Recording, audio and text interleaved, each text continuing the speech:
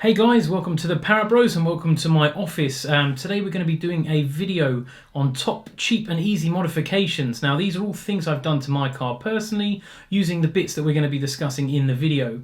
It comprises of 9 things. We'll be going through cost, and every single thing in this list is less than 100 quid. Some is even less than a tenner, so don't say I don't look after you. What we'll do is we'll go through all the bits, and then afterwards I'll put everything in the description below, and I'll also link the playlist where we've got over 30 videos covering most of these items and more. So let's jump into the intro.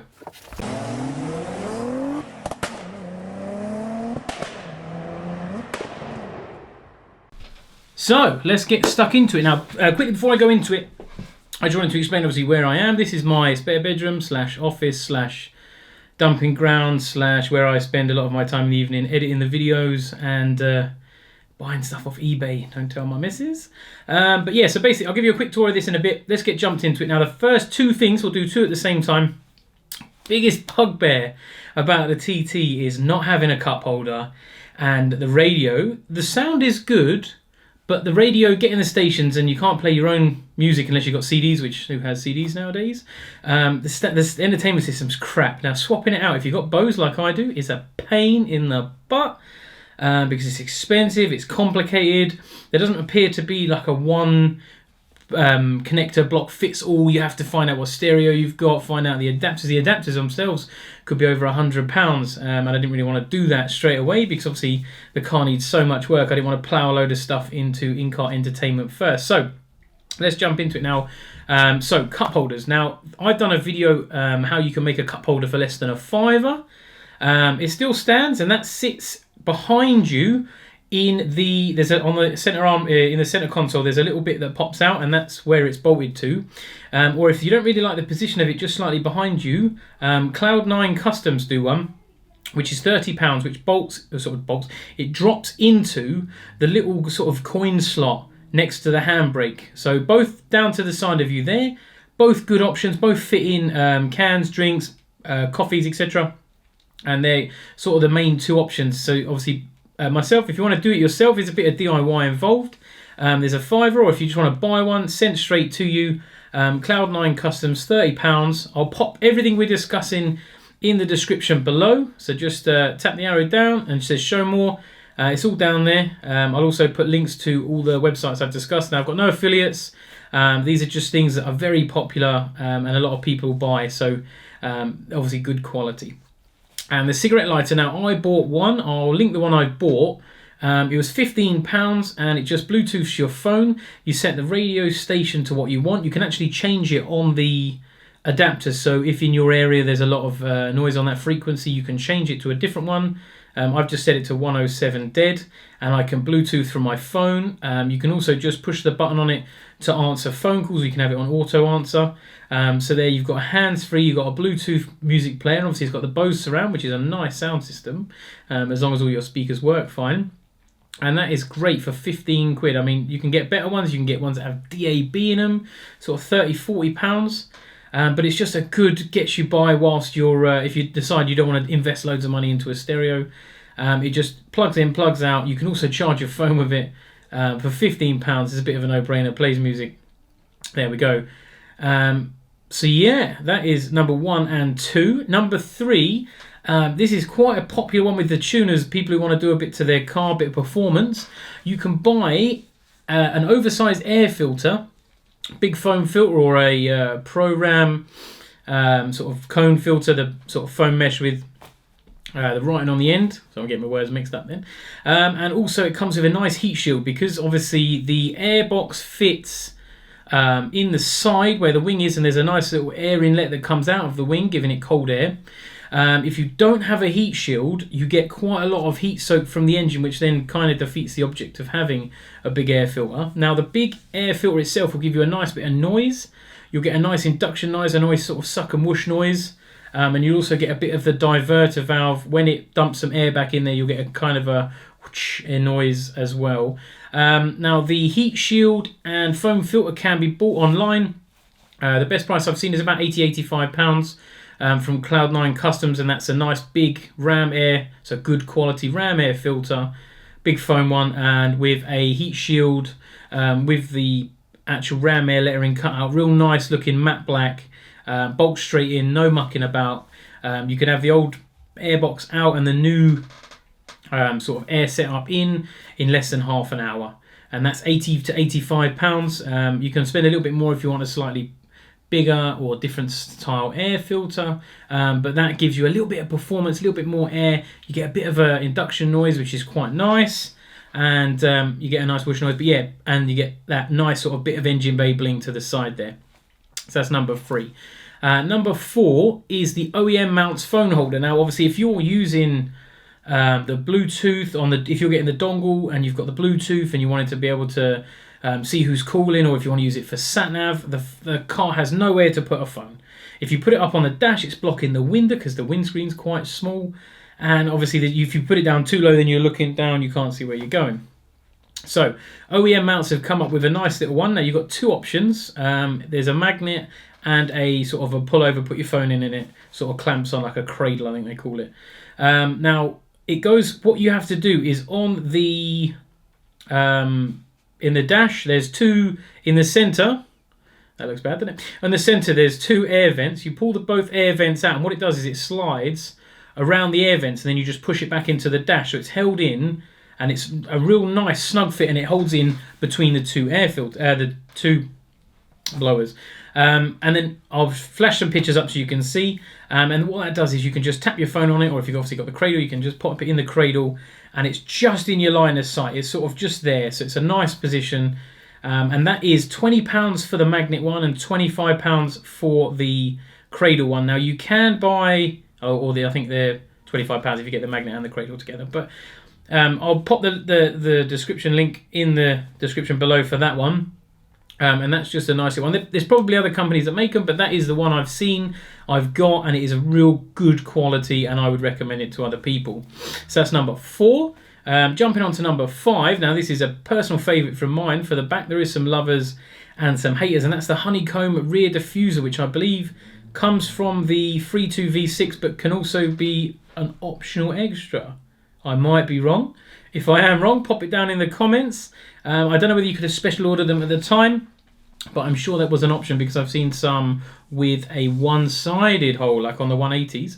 Now, the Honeycombe rear diffuser, that is between sort of, I've seen them second-hand in a reasonably good condition, 60 to 80 pounds delivered. There's quite a few breakers on the old Facebook page, and that if you jump on there, they'll usually break them. There's a couple of guys I know who just break 3.2 V6s. They'll probably have a couple on the shelves, or jump on eBay, have a good look. But I think that really finishes off the back end. It gives it that nice sort of, breaks up the back, because the back bumper is quite round, quite curvy, quite shapely, but it's quite nice to have that sort of around the exhausts, and it does break it up. On a black car, maybe not so much because you don't notice it as much, but like on the Nagaro Blue, I think it suits it great. And for sort of 60 to 80 pounds, if you can get one cheaper, you might get lucky on eBay, then it is a nice mod, and it is quite a popular one as well. Now, moving on to that was number 5. Moving on to number 6 is a boost gauge. Now, if you're a 1.8 turbo owner, a boost gauge will save you a lot of headache because you'll know whether or not you've got any problems. Now, when I bought my car, quick bit of history about my Blue Nightmare is that it had a boost problem. It was in limp mode. I didn't realise. I thought it was just a bit slow because I've driven a lot faster cars before buying the TT.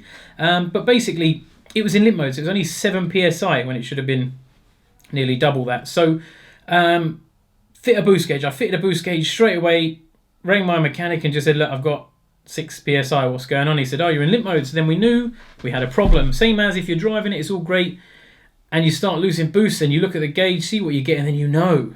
Simple. Plus, it's quite a nice thing. If you've got a turbo, especially if you've had it mapped, it's quite a nice little feature to have. Now, you can buy a couple of different mounts. Now, I've got the old one, which is basically, I'll try and find a picture, but it's a little metal ring with perforated holes around the outside to let a bit of air flow through, and you basically slide your 52mm boost gauge into it, and you basically have to smash the inside out of a vent.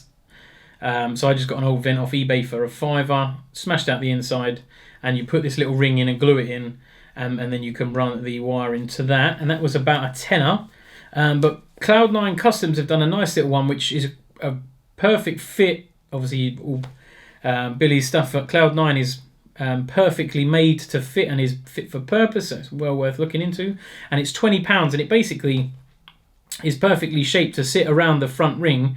So you put the front ring on from the vent, the silver twist ring, and then the boost gauge fits right into it, fits nice and flush. I'll pop a picture up for you now. And that is £20, so not much more than the little metal ring, and it's a lot easier, to be honest. And a boost gauge, it is entirely up to you what you want to spend. You can buy one from £20 right up to sort of 100 quid. I mean, a good middle of the range is Stack or another brand name. But I mean, the one in the TT at the moment I've got is just a £25 eBay special up to, I think it's 1.5 or 2 bar. I'll ping a picture up, it'll show. And for an installation guide, guys, head over to BWSTT on YouTube and you'll find a 2-part installation guide. One doing the boost piping and one doing the ignition feed. So that's BWSTT, great TT page. I'll link down the details below for you, so if you want to find that and install a boost gauge, you'll be able to easily. Number 7 is a 3-bar facelift front grille. So that is the grille that come on all the V6s and the facelift model. I think it's a nicer touch than the multi-slack grille because they get really faded and they're made out of a plastic that sort of perishes in the sun, whereas the 3-bar grille is a different kind of material. It's a sort of a harder plastic and it looks a bit better. It looks a lot more modern. And when I fitted it, I must admit, I've never looked back. So they're sort of £60 to £80 again. You might be able to find one cheaper. You might be able to find one from someone breaking on eBay, etc. But yeah, facelift grille, not a bad thing to do. What I'll do, I completely forgot to mention this earlier, is anything that I've done a video on, I will pop a little card in the corner, and also I'll put the playlist at the end of this video so you can click on there. There's over 30 videos now of things like fitting grills, how-tos, splitters, turbo intake pipes, all that good stuff. And there's loads of other bits and bobs in there which obviously we'll keep adding to, like this video. So yeah, 3-bar facelift grille, £50 to £80 if you have a good look. They are there, and they're just a nice little addition to the front of the car. Now, that was number 7. Let's move on to number 8. Now, painting the lower grills. So these are the 3 grills below the big front grille. Now, if you've got a 3-bar grille and you've just coated it and you put it in and it looks all nice and black, you'll probably look down and all 3 of the lower grills are a bit white and look like they've had a really hard life. Now, I've got a video of them taking them out and refurbishing them, and it's a real simple process. Nice little job to do in the afternoon in the garden with a couple of beers. Paint wise, it's like 7 or 8 quid from Halfords, or you can buy it off the internet. It's like a rubberized paint. Just pop the grills out, give them a good clean, take off any loose bits, give them a spray up, put them back in, and they just look real dark black. Perfect, back to like they were when they were original, less than a tenner. Nice little mod, cleans up the front of the car. It's not really a mod, it's just a case of putting it back to standard, but it's a nice little thing to do, and it really finishes off the front end. Moving to number 9, this is something I've been doing at the moment, and I'll be popping a video on when I come round to fitting them, and that is painting your calipers. Now, there's a big controversy. Do you do black? Do you do silver? I mean, I put a post out for you guys on Instagram, my new Brembos, what colour I'm going to paint them, and I had at least 50 replies with red, yellow, blue, black, crazy colours, orange, but it's all personal preference, and that's what I love about the car scene. Paint less than £20. You can buy a couple of tins if you want to do all of them a couple of times, but it just really refreshes the calipers, really makes the wheels stand out, and it's just a nice little touch. If you walk past the car, you see it's got painted calipers, you notice. Even if you just painted them black, it just makes it look fresh, makes it look clean. Nice little thing to do, keeps them going, plus it gets you in there, gets you looking at the brakes, and when you're cleaning the wheels, give them a nice little spray, you'll notice them. Sorry, forgot to put my phone on silent. Always doing that. But yeah, Halfords, you can go on motor spares, shops, eBay, Amazon, you get paint wherever you want. There's loads of different types. Try and make sure you get heat resistant paint, because if you drive your car hard, calipers can get up to 100 degrees, 150 degrees, and that can melt off normal paint. Now, normal Hammerite does say on their website less than 50 degrees. Constant. If you do track days, that paint will peel straight off. So do bear that in mind. Caliper paint, like I said, loads of places sell it. Easy enough to buy. Nice little mod. So that is number 9. Now, guys, that is something I've been just made a list of, just gone through some of the bits. I've done every single one of them pretty much to my car, and glad I did it, wouldn't change it. But yeah, let me know if there's anything you guys have done less than 100 quid. Tap it in the comments, love to see it. There's always stuff to do on the car. If I've got a few hours spare and there's something I want to do, then yeah, ideal to have that knowledge. What I'll do is I'll give you a quick tour of the office, just so you can see what my working space is like, see where I make all my videos, and do loads of research, finding out all the information for these videos, and also buying loads of car parts on eBay at 3 in the morning. Okay guys, so quick walk around the office. This is a nice little picture I've got for the S4. Obviously I used to have a B5 and now I've got a B8. So there's a nice little touch from the Petrol Supply Co. Nice little picture sort of showing all the years. I've got a BTCC touring car disc which I got off my friend Aaron, who's running their nice 6-pot AP brakes. This one's seen some hard lives at Brands Hatch. I've obviously got our custom plates which we put on the cars when we're doing our videos. This little wall planner, see, this is about 5 or 6 years old. I got this when I joined Audi SRS. Quite a few of my friends' cars on there, and to be honest, the calendar's kafunked now because all the dates are wrong days of the week. I'm sure maybe one year it'll be right, but it's just a nice little bit of wall art until I get some good pictures of mine. I've got a trophy which I could not believe I won from the guys at the Mark 1 TT forum and community. Great Facebook page, great forum, loads of lovely guys and girls. And I've also got one of the hats which I wear to hide my terrible hair when making videos.